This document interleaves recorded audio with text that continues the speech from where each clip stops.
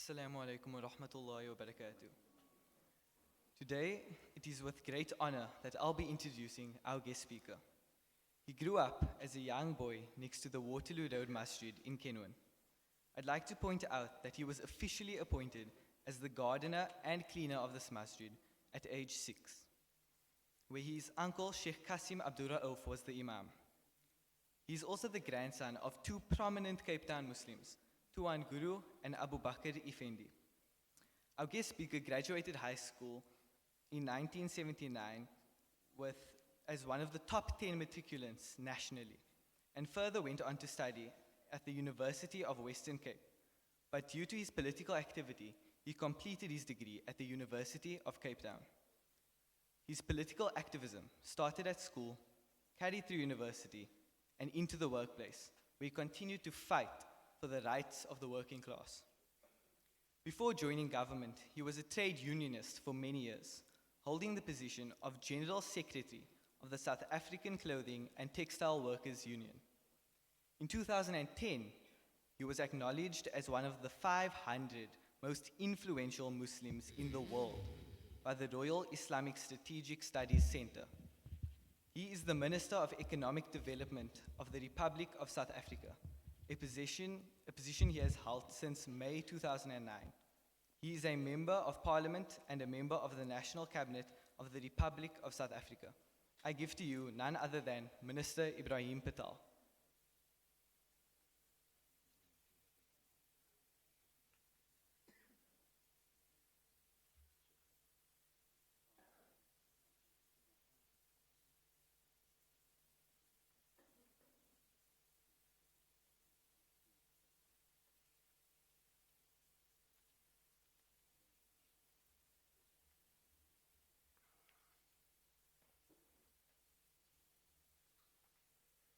Assalamu alaikum wa rahmatullahi wa barakatuh.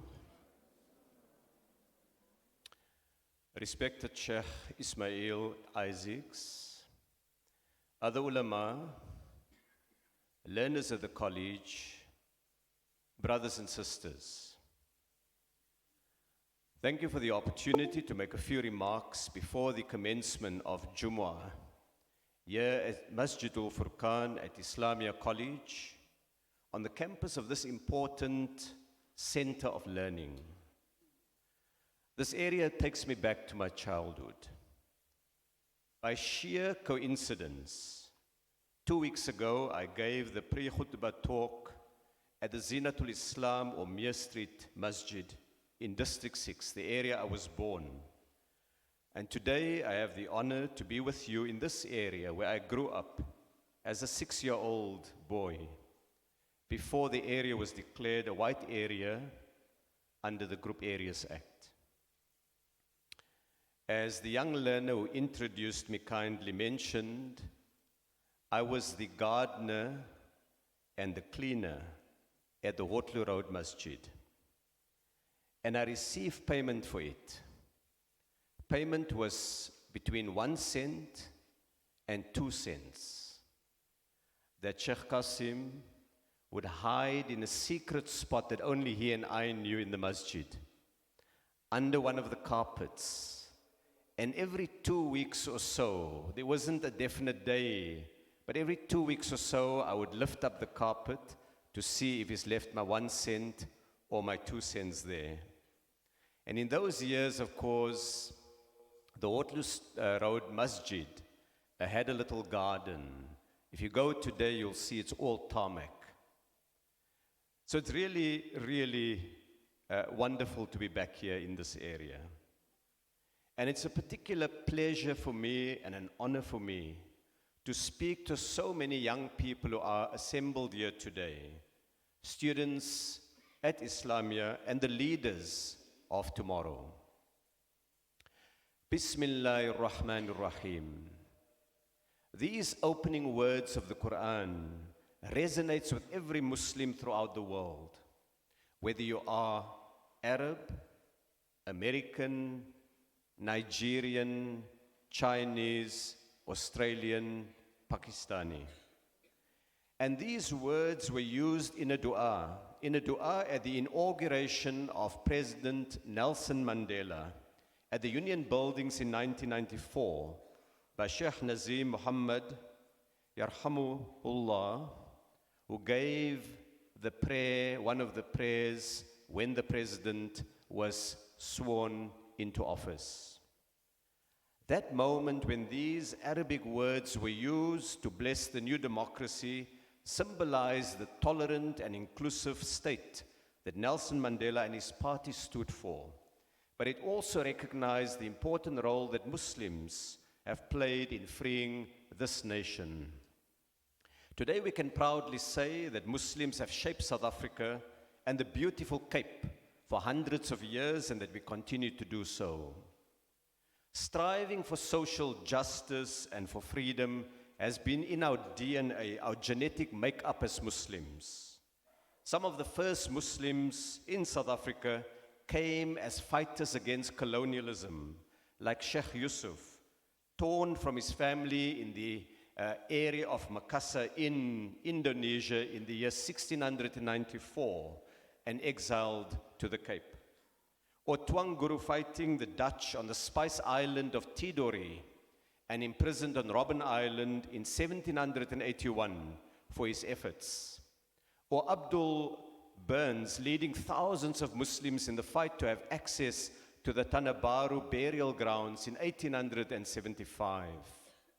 Or Ahmed Ataullah Effendi, who tried to stand as a member of the Cape Parliament, the first black person to attempt to stand for Parliament in 1894.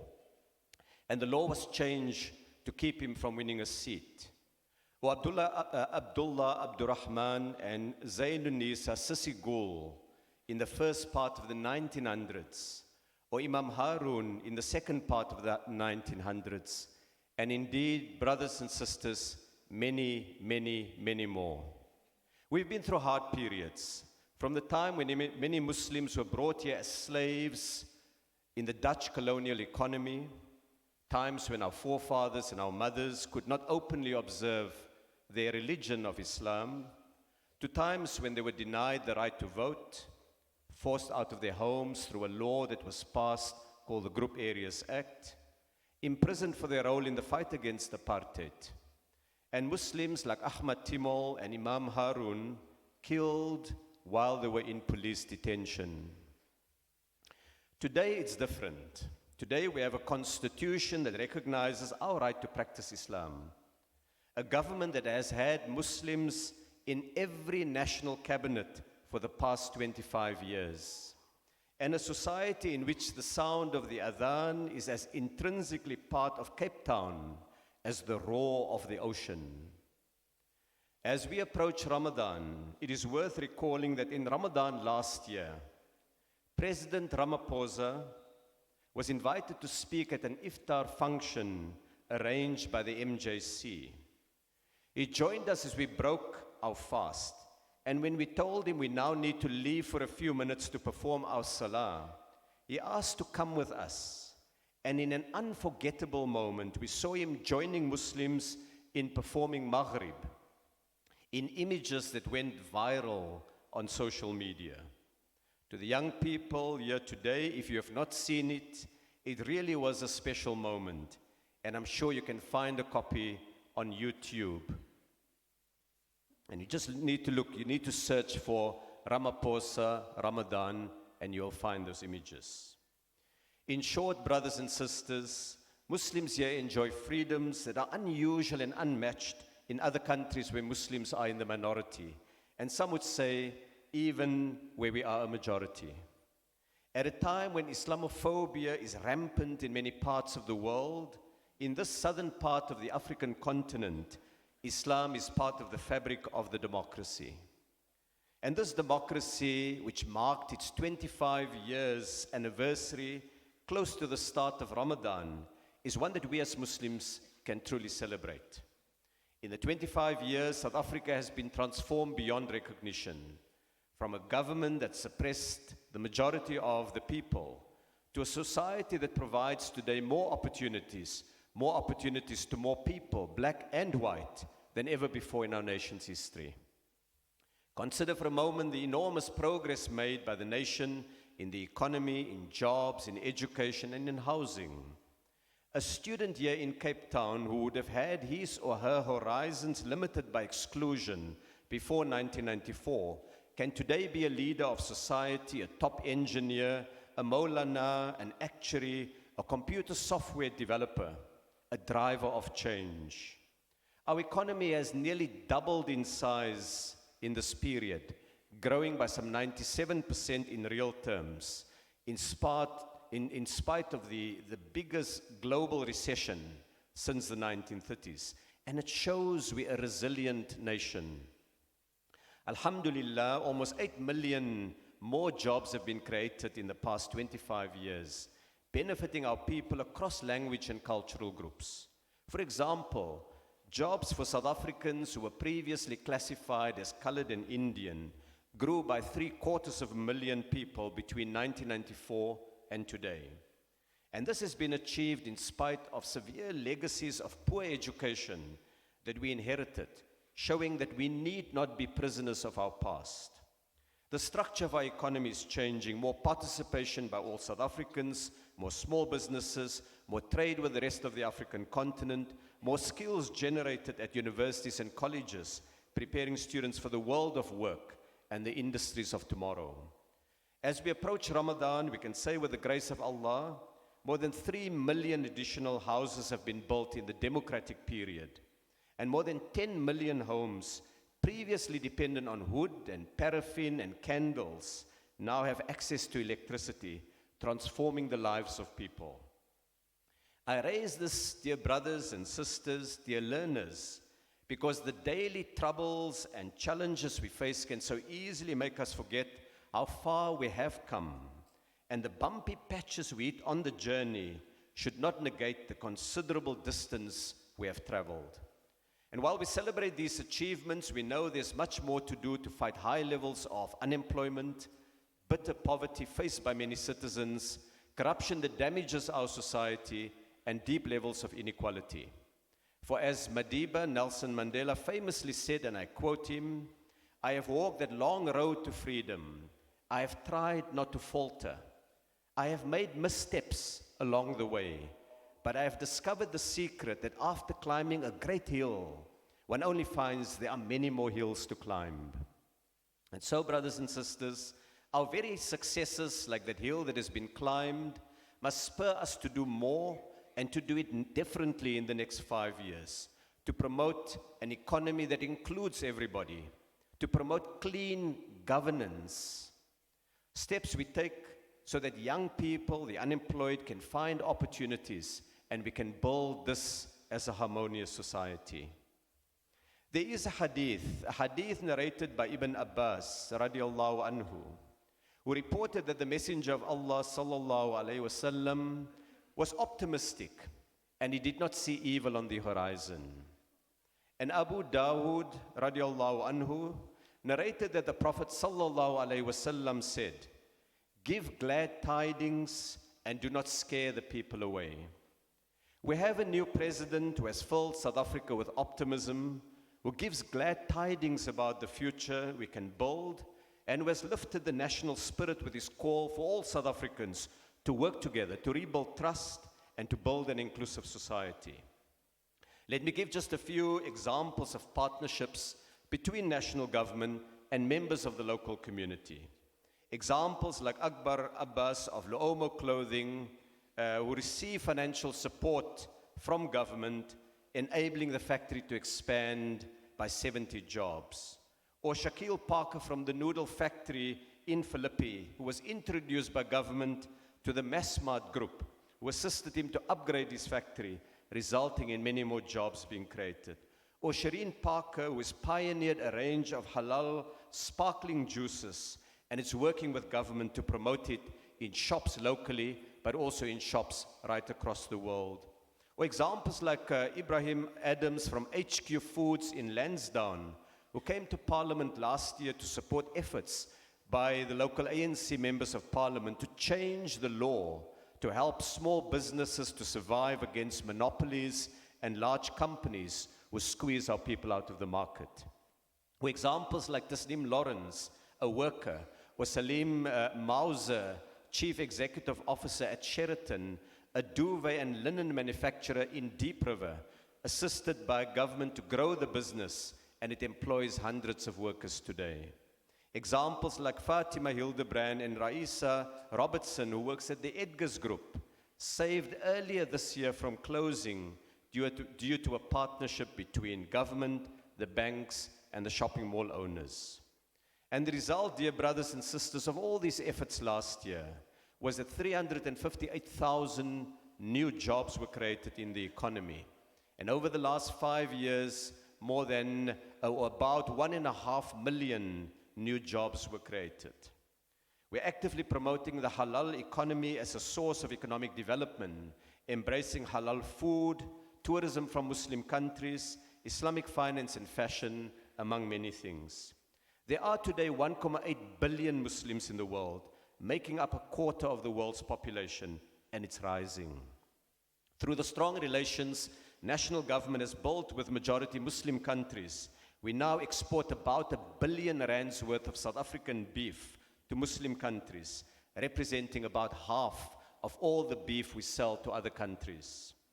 South Africa is a great tourism destination: beaches, wildlife, indigenous culture, mountains, nature reserves.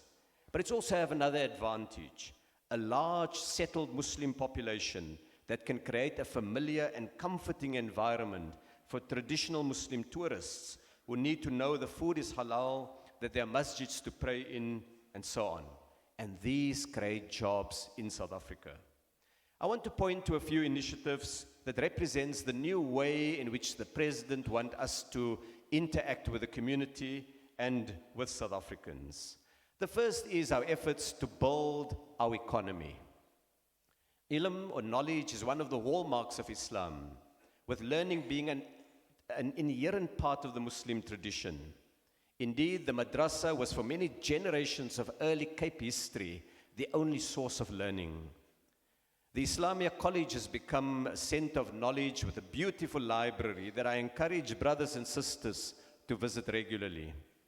And as we approach the month of Ramadan, the month in which the Quran was revealed to the Prophet sallallahu alaihi wasallam, we remember those first lines of revelation. Iqra bismi rabbika alladhi halaq. Read. Read in the name of your Lord who has created all that exists. So no one can dispute the importance of education, of skilled workers in this modern global economy that we live in. And our focus must be to improve access to schools, but to give education for children beyond high school. We're investing heavily now in building new schools. We're building 2 new universities, many new college campuses. To make it easier for students to study, we're also introducing a new policy to pay the full university fees for every child coming from a family whose joint income is less than 350,000 rand a year. Nationally, there's now today about 1 million students registered at university and another 500,000 registered at various colleges. And many children from our community whose mothers and fathers are not earning over 350,000 rand a year will be able to benefit from this to go to university. We're stepping up infrastructure spending in many other areas: roads, clinics, dams, water, to lay the foundation to grow our economy. And we're promoting greater investment. We've signed a deal to bring all African countries together in one big market from South Africa all the way to Egypt. And we also have introduced a law to promote the payment of a minimum wage to workers so that we address inequality and poverty. We've introduced a law in Parliament to support small businesses and the businesses of young people. And it is changes to the competition law. And what this law will do is to respond to the call by our community, the call in the ANC manifesto, the call from many young people for an economy that's more inclusive, one that small businesses can enter the market. We want to make it easier for South African-owned small tuck shop and mobile shop operators, the little cafe down the street, to compete with the large supermarkets, for township panel beaters to be treated more fairly by insurance companies, to address the imbalance between a small clothing factory and the large clothing retailers, between the small tiler or bricklayer and the large construction company. And it's called the Competition Amendment Act. And the second focus area is fighting corruption and state capture. To Muslims, I think it is very clear that corruption is damaging to the economy and to the ethical foundations of our society. The Quran uses the word fasad, the pollution or destruction of the natural order, distinguished from the narrower Arabic term rishwa, which refers to bribery, or wasta, which refers to using connections, or what we call nepotism. Fasad, the scholars tell us, go to the broader ethical conduct and values of a society. That is why the struggle against corruption, whether it takes place in areas governed by the ANC or areas governed by the DA, it doesn't matter. It is an important struggle, a struggle against corruption. In the 15 months since President Ramaphosa took office, the administration has acted quickly to replace chief executive officers and the boards of large state-owned corporations like Eskom, Transnet and Denel, because some of the key staff have become embroiled in state capture. To fire the commissioner of the South African Revenue Service because of concerns about maladministration in the institution. To enable the Zondo Commission of Inquiry into state capture to work so that the truth about corruption may come out. And to bring in a new head for the National Prosecuting Authority responsible to charge people who are suspected of being corrupt, which is one step towards putting guilty parties in jail. And this extraordinary focus on fighting corruption is unusual for a ruling party anywhere in the world where these actions may implicate some of its own members. And it's done out of the belief that government must serve the interests of ordinary people, that it must not be a source to enrich the pockets of individuals. And the third area that I want to focus on is building new partnerships in society, and asserting a common nationhood of all South Africans. While government can do much and should do more, the challenge of our time requires that we work together closely in partnership with communities, professionals, the business sectors, trade unions, churches, masjids and others, to build non-racialism in our political practice and an inclusive South African identity. South Africa belongs to all who live in it, black and white, Muslim, Christian, and indeed all faiths. We're building a nation of Bani Adam, the children of Adam.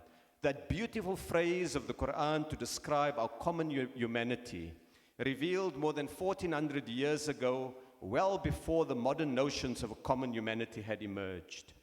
Our diversity as South Africans is something to celebrate, that a young brown or black or white person born in this beautiful country is entitled to citizenship and to access to opportunity to help build the economy.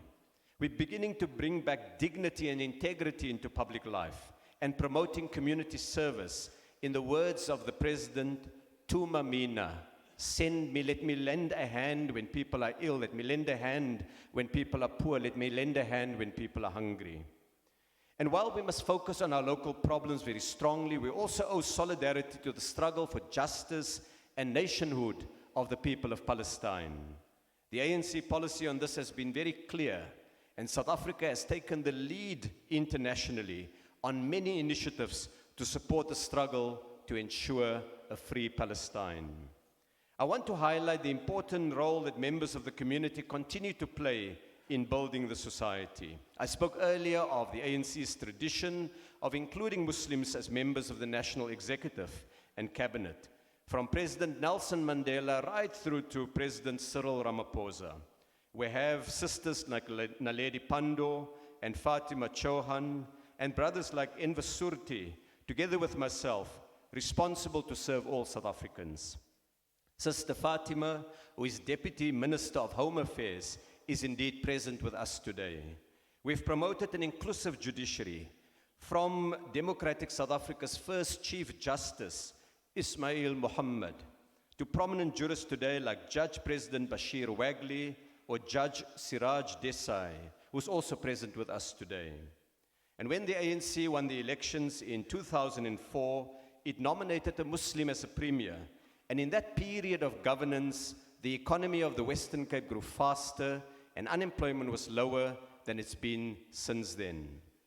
Bukaap has been important to Muslims as the symbolic home of Islam in South Africa.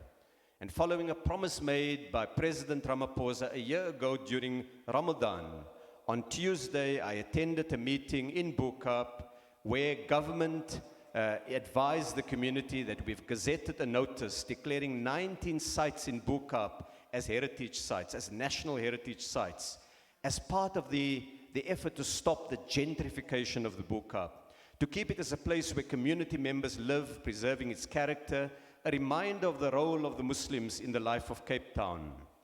And it includes, among the areas declared, the Awal Masjid, the prayer quarry, and the Tanabaru. We can be proud, therefore, of 25 years of democracy and optimistic about the future. As South Africans, we can and must combine the optimism referred to in the hadith I quoted earlier with positive action to realize that optimism. Every brother and sister here today has had an opportunity, will have an opportunity to support the President Ramaphosa on Wednesday next week in efforts to lead our country in a new direction, building on what we've achieved, but also dealing with the real challenges we face. Next week, inshallah, we start with the month of Ramadan, a month of many blessings and nur, of spiritual renewal. It's one of the 5 pillars of Islam, and as young children, we could not wait for the time we were allowed to begin fasting, marking the time to the month with the signposts of Mi'raj, Ruwa, then the start of Ramadan, then wait for the 15th day of Ramadan for the Buba, then Laylatul Qadr, and then Eid Ola Barang. And what a beautiful month Ramadan is, the special month.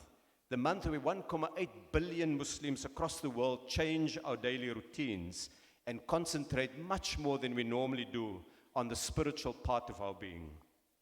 And there are 2 dimensions to Ramadan that's always been special to us. First, the personal. Ramadan is a month of abstaining from food and liquid during the day, of prayer, of personal reflection and meditation, of recognizing our individual failings, of mistakes we've made, of finding the inner strength to fight that part of our being, and of striving for inner peace and personal development. It's about grappling with our nafsul ammara, our sense of self, our psyche, our ego, our anger, our passions, to strive to become a tranquil soul, or nafsul mutma'inna. It's a period of forgiveness and mercy. As someone said, Ramadan is a time to empty your stomach in order to feed your soul. The second dimension to Ramadan, it's the month of community and of society, of feeling hunger so that we can have deep empathy with those who go hungry, of feeling thirst so that we remember those without water, of sadaqah, giving to others voluntarily, of community service, of greater emphasis on community prayers, including the Taraweeh. It's based on the idea, a powerful idea, that we are more than a collection of individuals, and therefore we owe each other the deep solidarity of our common humanity, or what has been called Ubuntu in the Nguni culture, the idea that I am because we are, an idea that expresses the spirit of Ramadan. Ramadan reminds us that this is not someone else's problem when we encounter poverty, that we cannot say, Alhamdulillah, it's not my family. No, Ramadan says to us, this is our community. And it's wrong when we see inhumane conditions to stand aside. It reminds us Ramadan is not mainly about iftar or buka and the lekker goed, but it's about caring for and feeling with others. If Ramadan reminds us of the efforts of grinding poverty, of what it is to live when you have very little, it can also spur us to do something about that poverty, at a personal level with sadaqah, but also at a level of society through partnerships between the community and government to grow the economy, to create more jobs, and to boost opportunities for young people. So I've spoken for a few minutes before we start properly with Jummah to talk about the gains we've made in 25 years of democracy, to affirm that Muslims have enormous and very special freedoms here, but that these were not freedoms given to us. They're freedoms because we fought side by side with the majority of people to free this beautiful country. That when the Constitution was adopted, Muslims were there. When Nelson Mandela was inaugurated, that beautiful opening phrase or surah of the Quran that starts with Bismillahir Rahmanir Rahim was recited. That the democracy has been blessed, shaped, and is taken forward day by day by the efforts of Muslims as investors, as workers in the clothing industry and in the food industry, as artisans who build the houses of Cape Town. Muslims are everywhere, in cabinet, in parliament. Muslims are there as scholars, as teachers, as doctors. Let us therefore continue building this beautiful country. And in this spirit, I wish to conclude. And I wish to conclude with a wish and the dua that all brothers and sisters have a Ramadan Kareem and a beautiful month of reflection and spiritual renewal, inshallah. Shukran for the opportunity to share a few words before we start with Jumu'ah.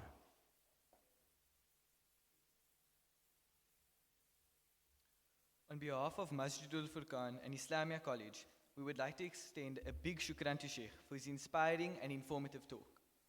We pray that Allah subhanahu wa ta'ala grants him to grow from strength to strength and be with us for many more years so that he may continue to teach and inspire us, inshallah.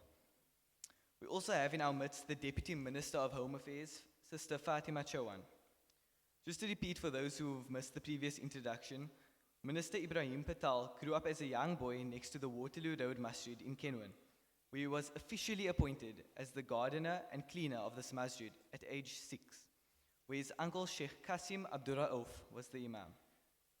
He's also the grandson of two prominent Cape Town Muslims, Tuan Guru and Abu Bakr Effendi. Our guest speaker graduated high school as one of the top 10 matriculants nationally, and further went on to study at the University of Western Cape. But due to his political activity, he completed his degree at the University of Cape Town. His political activism started at school, carried through university, and into the workplace, where he continued to fight for the rights of the working class. Before joining government, he was a trade unionist for many years, holding the position of General Secretary of the South African Clothing and Textile Workers Union. In 2010, he was acknowledged as one of the 500 most influential Muslims in the world by the Royal Islamic Strategic Studies Center. He is the Minister of Economic Development of the Republic of South Africa, a position he has held since May 2009. Minister Ebrahim Patel is a member of Parliament and a member of the National Cabinet of the Republic of South Africa. Just one announcement, we humbly request the Jamaat to make dua for Hajj Muhammad Sally Jacobs, who passed away on Tuesday. May Allah grant all marhum a high place in Jannah, inshallah. Shukran. Wassalamu alaikum wa rahmatullah. Jazakumullah khairan. This allows me to, inshallah, to announce our Ramadan program. Inshallah, we are on the brink of the month of Ramadan. We make dua that Allah subhanahu wa ta'ala grant us the khairat and the barakat of the last few days of Sha'ban, inshallah. And may we be of those people who will reach the month of Ramadan. Amin ya Rabbil Alameen.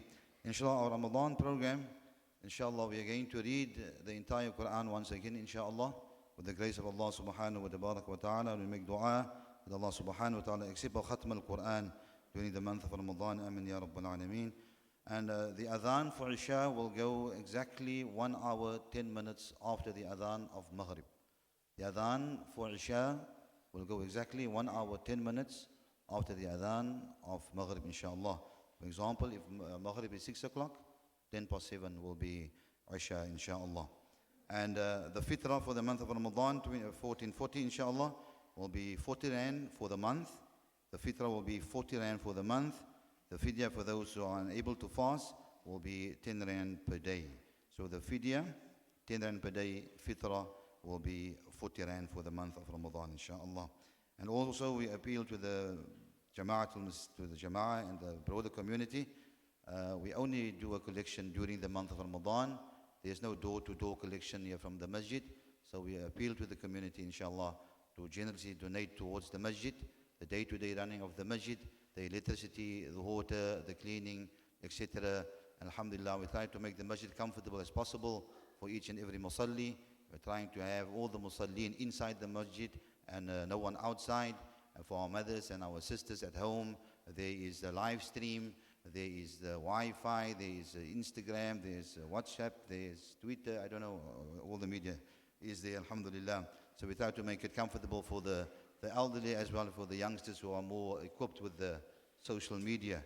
So if you want to go to the social media, go into Facebook, punch in Masjid Al-Furqaan, W something, something like that. So, inshallah, so it's there for you also at your disposal, inshallah. So we humbly appeal to the brothers, inshallah, donate to the Masjid generously, inshallah, and especially during the month of Ramadan. And also we appeal to the Jama'atul Muslim